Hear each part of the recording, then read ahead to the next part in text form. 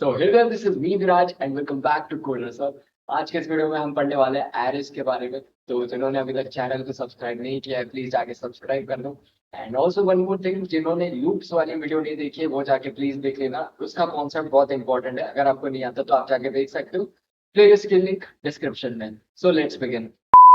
तो यार, अगर एरे की अगर मैं कुछ डेफिनेशन आपको बताऊं तो an array is a collection of similar data elements. ठीक है, सिमिलर डेटा एलिमेंट्स का क्या मतलब है? मान लो आपको इंटीजर स्टोर करना है, 13 14 15 16। ठीक है, तो ये सब इंटीजर्स है, ऐसे आप स्टोर कर सकते हो इन अ फॉर्म ऑफ लिस्ट कह सकते हैं। ठीक है, या फिर सिमिलर डेटा एलिमेंट्स और क्या हो सकते हैं?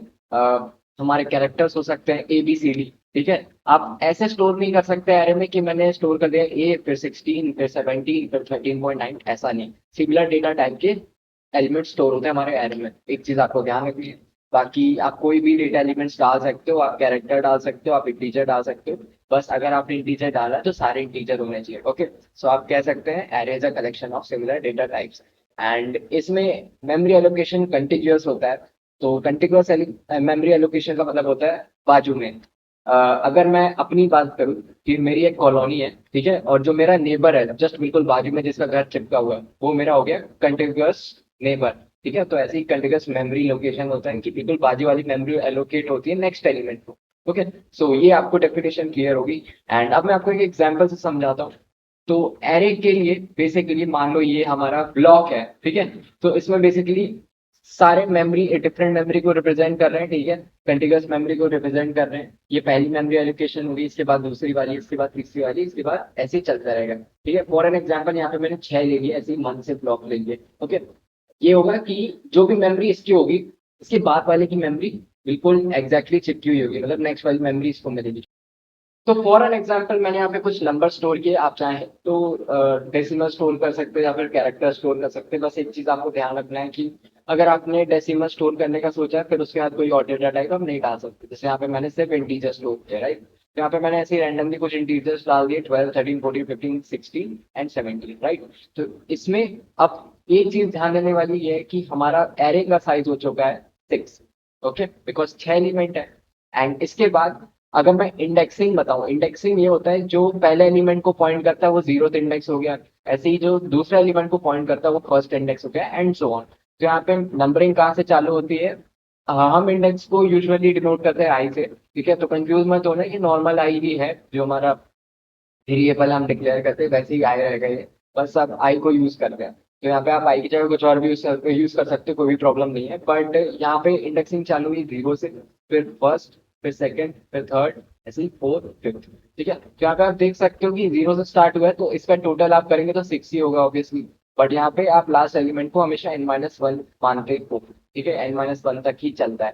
तो यहाँ पे आप कह सकते हैं अगर आपकी n की वैल्यू 6 है तो लास्ट एलिमेंट जो भी है उसकी इंडेक्स क्या होगी? n-1, दैट इज यहाँ पे 5 है। ओके, सो यहाँ पे आप एक चीज और देख सकते हो कि इसको अगर आपको डिनोट करना है एरे को, सबसे पहले अगर मैं चाहूँ कि मेरी एरे में पूरे इंटीजर्स हो, ठीक है, मतलब कोई एक डेटा टाइप तो पकड़ना पड़ेगा। यहाँ पे मैं चाहता हूँ कि मेरी एरे में पूरे इंटीजर्स हो, राइट। तो हमने पहले इंट लिख दिया, उसके बाद एरे का नाम माई ऐप। ओके, एंड ये नाम कैसा भी दे सकते हो, कोई भी प्रॉब्लम नहीं है। फिर ये ब्रैकेट्स के अंदर एन लिख दिया हमने, एन क्या है? Size of array. ओके, ये स्पेसिफाई करना बहुत इंपॉर्टेंट है वरना हमारी एरे ढंग से नहीं बन पाएगी। और यहाँ पे मैंने स्पेसिफाई किया है n is the size of array and my array is the name of our array. तो अब मैं इसको कोड करके समझाता हूँ। तो यार सबसे पहले मैं अपनी एरे डिक्लेयर कर लेता हूँ, तो मैं बोलूंगा ए, और मैं अपनी एरे का नाम माई एरे दे देता हूँ, ऐसे नॉर्मली मैंने ऐसे लिख दिया है। यहाँ पे मैं एरे का साइज फिलहाल के लिए 5 डिक्लेयर कर रहा हूँ, राइट। और यहाँ पे हम बोल देते हैं कि कुछ एलिमेंट्स डाल देता हूँ मैं, 1 2 3 4। मान लो अभी मैंने 4 ही एलिमेंट्स डाले हैं और मेरे पास साइज 5 का है। तो फिफ्थ एलिमेंट का क्या रहेगा, क्या वैल्यू रहेगी? तो फिफ्थ एलिमेंट की वैल्यू रहेगी 0। ठीक है, यहाँ पे हमने सिर्फ 4 एलिमेंट्स की वैल्यू डाली, फिफ्थ एलिमेंट जो भी रहेगा वो 0 होगा।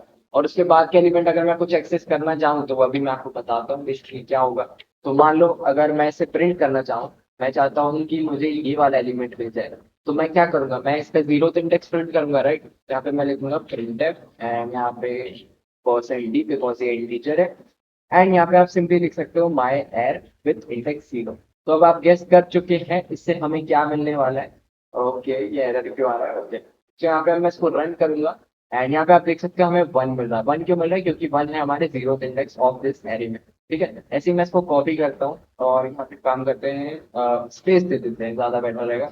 और इसको कॉपी करता हूँ, पेस्ट करते जाता हूँ। ठीक है, तो मान लो ऐसे ही मैं सारे इंडेक्स प्रिंट करता हूँ, 1 2 3 4। ओके, सो अभी एक काम करता हूँ, उसको मैं एलिमेंट्स को भी चेंज कर देता हूँ, 11 21 31 एंड 40। आई गेस अभी ज़्यादा कंफ्यूजन नहीं हो रहा होगा, क्योंकि यहाँ पे भी 0 1 2 3 4 इंडेक्स की हुई है ना। तो अभी एक काम करते हैं, फिर से इसको रन करते हैं। तो अभी आप देख सकते हो कि 0th इंडेक्स पे हमारा 11। ठीक है, ऐसे ही फर्स्ट इंडेक्स पे है हमारा 21, ऐसे ही सेकंड इंडेक्स पे हमारा 31, ऐसे ही थर्ड इंडेक्स पे हमारा 41, ऐसे ही फोर्थ इंडेक्स में हमारे पास जीरो क्यों आया, क्योंकि मैंने आपको बताया कि यहाँ पे जो भी है, 0th index, first index, second index, third index, fourth index, that is fifth element वही है, राइट। फिफ्थ एलिमेंट वही। तो फिफ्थ एलिमेंट में हमने कोई वैल्यू नहीं दी, हमने सिर्फ 4 एलिमेंट्स की वैल्यू दी है, इसलिए यहाँ पे हमें जीरो मिल रहा है। अच्छा, मान लो मैं चाहूँ तो इसके बाद वाले एलिमेंट्स एक्सेस करना चाहता हूँ, मतलब अभी तक मैं फोर्थ इंडेक्स तक पहुंच गया हूँ, दैट इज सारे एलिमेंट्स मैंने मान लो पता कर लिए। ओके, और यहाँ पे अब मैं चाहता हूँ कि फिफ्थ इंडेक्स को पता करूँ, जो कि एग्जिस्ट नहीं करता है। ओके, 4 तक ही करता है, n-1 तक ही करता है। तो अगर मैं इसको प्रिंट करना चाहूँ, तो अभी आप देख रहे हैं यहाँ पे कोई रैंडम सी गार्बेज वैल्यू आ रही है। तो अगर आप ऐसी कोशिश करते हैं तो आपको पता चल जाएगा कि भाई यहाँ पे मैंने गलती कर दी है। ओके, सो ये एक तरीका हो गया हमारे एरे को डिक्लेयर करने का, यूज करने का। अब दूसरा तरीका मैं आपको बताता हूँ, वो है हम लूप्स यूज कर सकते हैं। बट पहले मैं एक काम कर रहा हूँ, इसको भी लूप से रन करके बता देता हूँ। इसकी जगह हम चाहे तो लूप्स यूज कर सकते हैं। मैं डायरेक्टली लूप के थ्रू प्रिंट कर देता हूँ इसे। सबसे पहले मैं लिखूंगा फॉर इंट आई इक्वल 0, क्योंकि हम इंडेक्स के लिए बना रहे हैं, तो मैंने आई मान लिया, ज्यादा बेटर रहता है, क्लियर बनता है। एंड इसके बाद मैं सिंपली लिखूंगा आई लेस देन, मैं किससे छोटा चाहता हूँ, n-1 चाहता हूँ ना मैं आई की वैल्यू, तो यहाँ पे मैं चाहता हूँ कि 5, दैट इज 4 तक चलेगा। n-4, यहाँ पे 4 तक चलेगा। ऐसे यहाँ पे मैं बोलूंगा आई प्लस प्लस। और यहाँ पे अब सिंपली मैं प्रिंट कर दूंगा प्रिंटर। और यहाँ पे मैं लिख सकता हूँ %d, कॉमा, माई एड।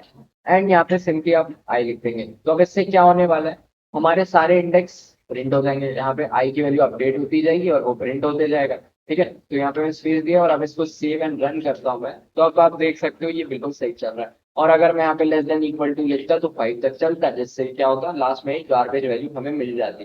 ठीक है, तो यहाँ पे आप देख सकते हो, मतलब ऐसी कुछ भी रैंडम वैल्यू हमें मिल जाएगी। ओके, सो आई होप आपको ये समझ में आया होगा। एंड अब हम एक काम कर सकते हैं, हम अब आगे बढ़ते हैं इसमें। तो एक तरीका ये मैंने आपको बता दिया कि हमें मैनुअली ऐसा लिखना पड़ा। अब एक दूसरा तरीका मैं आपको बताऊंगा कि हम इनपुट देंगे ये वैल्यूज। ठीक है, तो पहले मैं इसको कमेंट आउट कर देता हूँ और इसको भी कमेंट आउट कर देते हैं। तो यहाँ पे आप सिंपल इनपुट देने के लिए पहले मुझे साइज को इनपुट में लेना पड़ेगा, तो मैं लिखूंगा इंट एन। ठीक है, और यहाँ पे हम स्कैन एफ के थ्रू साइज को इनपुट में ले लेंगे, तो साइज हमारा ऑलवेज इंटीजर ही रहेगा, उसमें कोई दिक्कत ही नहीं है। ओके, लॉजिकली हमेशा इंटीजर ही रहेगा बिकॉज साइज है।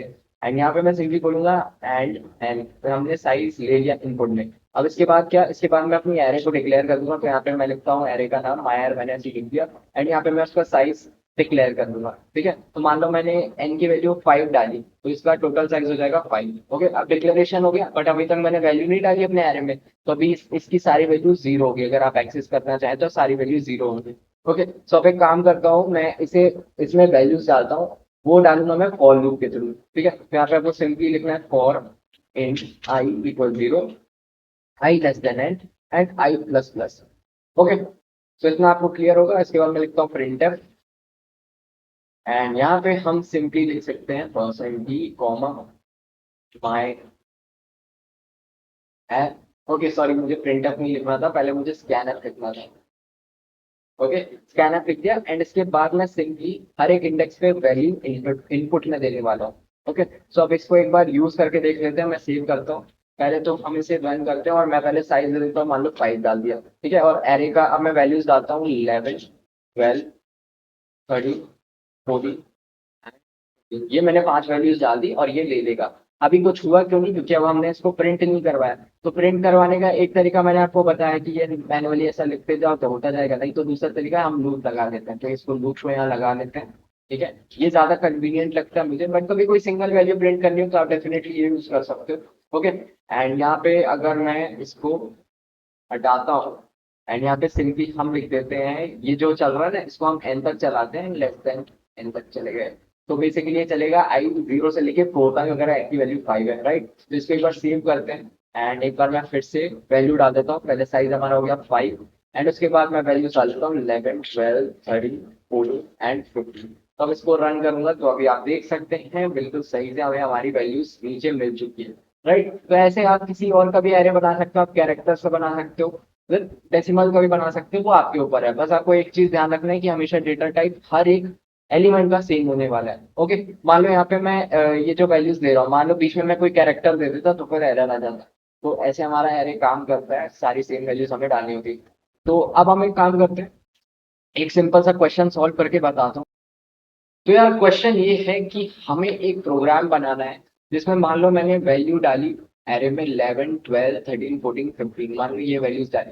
तो मुझे एट द एंड उन सबका सम रिटर्न हो जाएगा, जितनी भी वैल्यूज में डालूंगा जिस भी साइज के एरे में, मुझे एट द एंड उसका सम चाहिए। ठीक है, तो ये एक प्रोग्राम हमें बनाना है। तो उसके लिए हम क्या कर सकते हैं, तो यहाँ पे आ जाओ। तो अब सिंपली आपने एक चीज नोटिस कर ली, हमने यहाँ पे एरे को इनपुट में ले लिया, राइट। तो यहाँ पे सबसे पहले एक एग्जांपल मैं बताता हूँ। फॉर एन एग्जांपल, अगर हमारा एरे है, मान लो यहाँ पे 11 12 13 14 एंड 15। ठीक है, तो मैं क्या करूंगा, मैं एक सम नाम का वेरिएबल बनाऊंगा, सम इक्वल 0। इनिशियली 0 रहेगा, आपने अभी तक कोई वैल्यूज नहीं डाली। उसके बाद मैं क्या करूंगा, जब पहली आइट्रेशन होगी हमारे लूप की, तो मैं बोलूंगा सम इक्वल्स पुरानी value of sum, old sum, plus 11 हो जाएगा। ठीक है, मतलब 0 प्लस 11 हो जाएगा, राइट, 0 प्लस 11 हो जाएगा।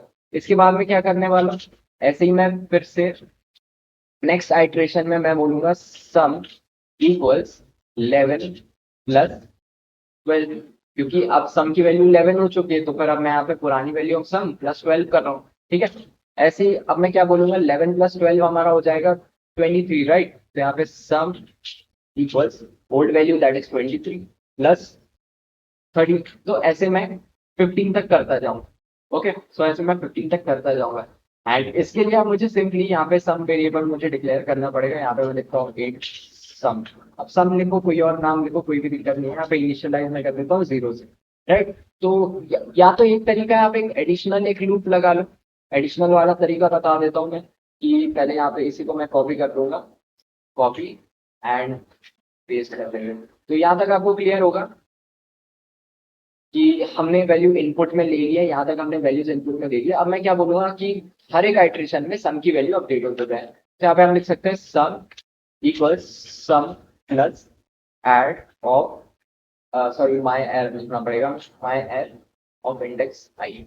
यहाँ पे क्या होगा, इनिशियली 0 होगा, फिर यहाँ पे 11 आ जाएगा, तो फिर 0 प्लस 11 दैट इज 11। तो ऐसे सम अपडेट होता जाएगा हर एक आइट्रेशन में, राइट। और ये कहाँ तक चला रहे हैं, हम लास्ट एलिमेंट तक चला रहे हैं। तो अब इसको एक बार प्रिंट करके देखते हैं। यहाँ पे मैं प्रिंट करता हूँ डायरेक्टली सम की वैल्यू, तो यहाँ पे मैं लिख देता हूँ सम। ठीक है, तो इसको एक बार सेव करते हैं। यहाँ पे अगर मैं आपको बोलूँ, चलो एक सिंपल सा एग्जाम्पल लेते हैं। मान लो मैंने 5 वैल्यूज इनपुट में ली और यहाँ पे मैं लिखता हूँ 1 2 3 4 5। ठीक है, तो इसका सम कितना आ रहा है हमारे पास, 15 क्यों आ रहा है, अच्छा मैंने लूप कितनी बार चला दिया, सॉरी। इसको हम हटा देते हैं, इस लूप का कोई काम ही है। तो उसको एक बार सेव करते हैं एंड अभी आप फिर से चेक करोगे कि 5 अगर मैंने वैल्यू डाली 1 2 3 4 5, तो अभी आप देख रहे हो उसका सम 15 आ रहा है, एग्जैक्टली करेक्ट आ रहा है, बिल्कुल सही आ रहा है, काउंट करके देख लेना। अच्छा, तो ये एक तरीका मैंने आपको बताया। दूसरा तरीका क्या हो सकता है, दूसरा तरीका ये हो सकता है कि इस स्कैनर में हमने वैल्यू डाल दी मान लो 1। ओके, पहले हमने साइज डिक्लेयर कर दिया 5, उसके बाद हमने वैल्यू डाल दी 1। तो अब 1 का क्या, तो 1 आप स्टोर कर सकते हो, उसके बाद आप इसमें डायरेक्टली अपडेट भी कर सकते हो एट द सेम टाइम। तो अगर मैं इसको कॉपी करता हूँ एंड यहाँ पे अगर मैं इसको पेस्ट कर देता हूँ एंड इसको बंद कर देते हैं, ठीक है, एक्स्ट्रा लूप को भी मैंने हटा दिया है और पुराना लास्ट में यहाँ पे लिखा ही हुआ है। तो इसको अगर मैं सेव करता हूँ एंड यहाँ पे हम इसको रन करेंगे, मैं लिखता हूँ 5 एंड 1 2 3 4 5।